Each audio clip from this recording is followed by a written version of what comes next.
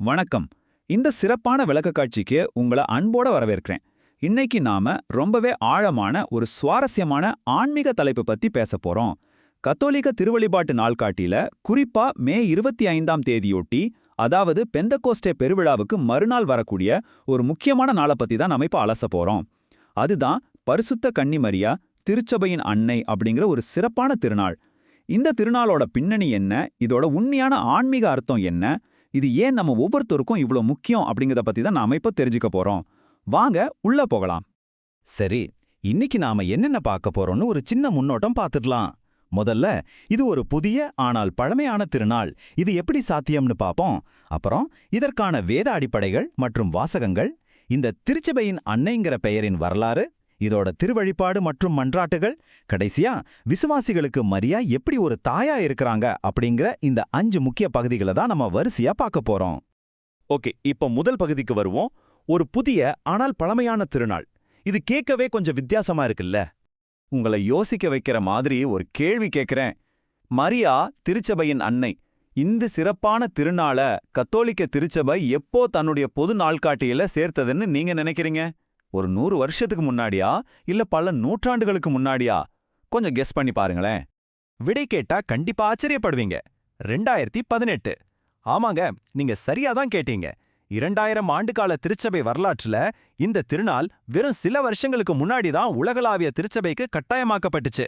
நிஜமாவே இது ஒரு பெரிய ஆச்சரியம் இல்லையா? அதாவது பிப்ரவரி 11, 2018 அன்னைக்கு திருத்தந்தை பிரான்சிஸ் அவர்கள் இந்த நினைவு கொண்டாட்டத்தை பொது ரோமன் நாள்காட்டியில அதிகாரப்பூர்வமா இணைச்சாரு. இது வருஷா வருஷம் பெந்தகோஸ்தே பெருவிழாவுக்கு அடுத்த திங்கட்கிழமை அன்னைக்கு கொண்டாடப்படணும்னு அவர் ஒரு கட்டளையே கொடுத்தாரு. சரி, ஏன் சரியா பெந்தகோஸ்தேக்கு அடுத்த நாள் வைக்கணும்? ஏன்னா பெந்தகோஸ்தே நாள்ல திருச்சபை பிறக்கிறப்போ மரியா அங்க திருத்தூதர்களோட கூடவே இருந்தாங்க அப்படிங்கிறத இது ரொம்ப ஆழமா நமக்கு நினைவூட்டுது. அடுத்ததா நம்ம பயணத்தோட 2வது பகுதி, வேத அடிப்படைகள் மற்றும் வாசகங்கள். எந்த ஒரு புதிய திருநாளா இருந்தாலும் அதுக்கு உறுதியான பைபிள் பின்னணி இருக்கணும் இல்லையா? அந்த வகையில இந்த திருநாளுக்கான திருப்பலியில வாசிக்கப்படுற விவிலிய பகுதிகள் ரொம்ப ரொம்ப கவனமா தேர்ந்தெடுக்கப்பட்டிருக்கு. முதல் வாசகத்துக்கு 2 ஆப்ஷன்ஸ் கொடுத்திருக்காங்க. ஒன்னு பழைய ஏற்பாட்டுல வர்ற தொடக்க நூல்ல இருந்து எடுக்கப்பட்டது. இன்னொன்னு புதிய ஏற்பாட்டுல இருக்கிற திருத்தூதர் பணிகள் புத்தகத்திலிருந்து. நற்செய்தி வாசகமா யோவான் நற்செய்தியிலிருந்து இயேசு சிலுவையில தொங்குற அந்த உணர்வுபூர்வமான காட்சி வாசிக்கப்படுது. இந்த ஒவ்வொரு வாசகமும் மரியாவோட தாய்மையை பத்தி எப்படி அவ்வளவு அழகா விளக்குதுன்னு இப்ப பார்க்கலாம். நற்செய்தி வாசகத்துல சிலுவையின் அடியில நடக்கிற இந்த ஒரு குறிப்பிட்ட நிகழ்வு, இதுதாங்க ரொம்ப ரொம்ப முக்கியம். இங்க கவனிக்க வேண்டிய மிக முக்கியமான விஷயம் என்னன்னா, இயேசு தன்னுடைய தாயை தான் அதிகமா அன்பு செஞ்ச அந்த சீடர்கிட்ட ஒப்படைக்கிறாரு. அந்த சீடருக்கு அங்க பேர் ஏதும் குறிப்பிடப்படல. அப்படின்னா என்ன அர்த்தம்? அந்த சீடர் நம்ம ஒவ்வொருத்தருடைய பிரதிநிதி. ஒட்டுமொத்த விசுவாசிகளையும் அவர் குறிக்கிறாரு. சிலுவையின் அடியில தன்னுடைய மரண தருவாயில மரியா அதிகாரப்பூர்வமா திருச்சபையோட அன்னையா அறிவிக்கப்படுறாங்க. இப்போ முதல் வாசகத்துக்கான அந்த 2 ஆப்ஷன்ஸை பார்ப்போம். ரெண்டுமே அற்புதமான அர்த்தங்களை கொடுக்குது. தொடக்க நூல்ல ஏவாள் உயிருள்ளோர் அனைவரின் தாய் அப்படின்னு அழைக்கப்படுறாங்க. அப்போ மரியா ஒரு புதிய ஏவாளா வந்து ஆன்மீக ரீதியில வாழும் அனைவருக்குமே தாயாக மாறுறாங்க. இன்னொரு பக்கம் பாத்தீங்கன்னா, திருத்தூதர் பணிகள் வாசகத்துல தூய ஆவியானவருக்காக காத்திருக்கிற திருச்சபையோட சேர்ந்து மரியாவும் ஒரு தாய போல இணைந்து ஜெபிக்கிறத நாம பார்க்க முடியுது. அவங்க திருத்தூதர்களுக்கு மேலான ஒரு அதிகாரியா அங்க இல்ல, மாறா ஒரு தாய் தன் பிள்ளைங்களோட எப்படி அன்பா இருப்பாங்களோ அந்த மாதிரி அவங்களோட இருந்தாங்க. இப்ப நாம பார்க்க போற 3வது பகுதி, திருச்சபையின் அன்னை அப்படிங்கிற இந்த பெயரின் வரலாறு. வாங்க இந்த சிந்தனை காலப்போக்குல எப்படி படிப்படியா வளர்ந்து வந்திருக்குன்னு பார்க்கலாம். 4ஆம் 5ஆம் நூற்றாண்டுகள்லேயே புனித அகஸ்டின், பெரிய புனித லியோ மாதிரி திருச்சபையோட பெரும் அறிஞர்கள் எல்லாம் மரியாவோட இந்த பங்கை பத்தி ரொம்ப ஆழமா சிந்திச்சிருக்காங்க. அதுக்கப்புறம் பல நூற்றாண்டுகள் தாண்டி நவம்பர் 21, 1964 நடந்த 2ஆம் வத்திக்கான் சங்கத்தின் போதுதான் திருத்தந்தை 6ஆம் பவுல் மரியாவை திருச்சபையின் அன்னை அப்படின்னு அதிகாரப்பூர்வமா அறிவிச்சாரு. அதைத் தொடர்ந்துதான் 2018 திருத்தந்தை பிரான்சிஸ் இத ஒரு முழுமையான திருநாளா நாள்காட்டியில இணைச்சாரு.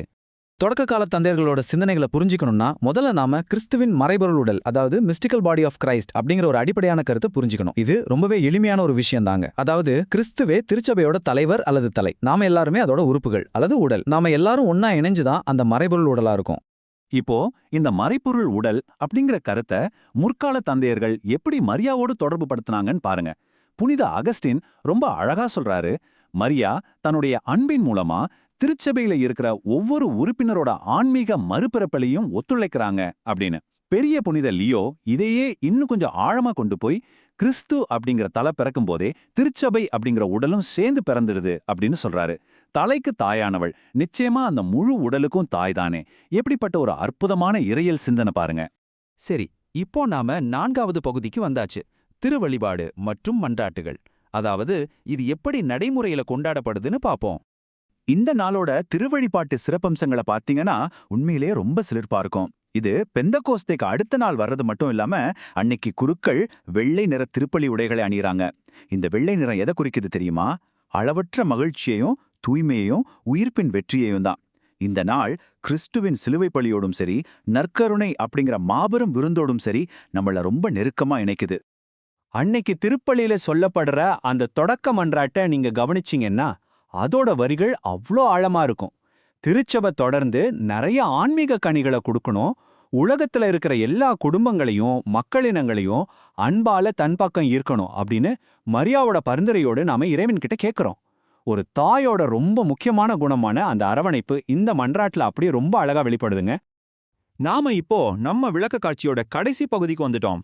பகுதி 5, நமது அன்றாட வாழ்வில் விசுவாசிகளின் தாய். அருள் திரு ஃபெல்மார் ஃபீல் அவங்களோட சிந்தனைகள் மூலமா இந்த திருநாள் நமக்கு ரொம்ப முக்கியமான 2 நடைமுறை பாடங்களை கத்துக் கொடுக்குது. ஒன்னு, நம்ம வாழ்க்கையில வர்ற கஷ்டமான காலங்கள்லயும் சரி, ரொம்ப சந்தோஷமான தருணங்கள்லயும் சரி, மரியா நமக்கு உறுதியான துணையா நடப்பாங்க அப்படிங்கறத நம்ம முழுமையா நம்புறது. 2வது, நாம எல்லாரும் கிறிஸ்துக்குள்ள ஒரே குடும்பம் அப்படிங்கறத உணர்ந்து சக மனிதர்கள் மேல அன்பும் அக்கறையும் காட்டுறது. ஏன்னா திருச்சபை அப்படிங்கிறது வெறும் செங்கலாலான கட்டிடம் கிடையாதுங்க, அது அன்பால் இணைக்கப்பட்ட ஒரு பெரிய குடும்பம். அருள் திரு ஃபெல்மார் ஃபீல் சொல்றது போல மரியாவோட பங்கு சிலுவையின் அடியிலேயோ அல்லது எருசலேம் மேல் மாடியிலேயோ முடிஞ்சு போகல. தூய ஆவியானவருக்காக காத்திருந்த திருத்தூதர்களோடு அவங்க எப்படி சேர்ந்து ஜெபிச்சு அவங்கள பலப்படுத்தினாங்களோ அதே மாதிரி தான் இன்னைக்கும் அவங்க நம்ம ஒவ்வொருத்தருக்காகவும் தொடர்ந்து ஜெபிச்சுக்கிட்டே இருக்காங்க. அவங்களோட அந்த தாய்மை இன்னைக்கும் நம்ம மத்தியில உயிருள்ளதாவும் சுறுசுறுப்பாவும் செயல்பட்டுக்கிட்டு இருக்கு. சரி, நாம இந்த விளக்க காட்சியோட நிறைவு பகுதிக்கு வந்துட்டோம். கடைசியா உங்களை நீங்களே கேட்டுக்க வேண்டிய ஒரு ஆழமான கேள்வியோட நான் இதை நிறைவு செய்ய விரும்புறேன். உங்களுடைய சொந்த விசுவாச பயணத்துல மரியாவை ஒரு தாயோட ஸ்தானத்துல வச்சு நீங்க மனசார ஏத்துக்கிறீங்களா? அதே போல உங்களை சுத்தி இருக்கிற சக விசுவாசிகளையும் திருச்சபையும் உங்களுடைய சொந்த ஆன்மீக குடும்பமா நீங்க பாக்குறீங்களா? கொஞ்சம் யோசிச்சு பாருங்க. இந்த சிந்தனைகளோட நான் விடை பெறுகிறேன். இதே மாதிரி ஒரு சுவாரஸ்யமான தேடலோட நாம மீண்டும் சந்திப்போம். ரொம்ப நன்றி.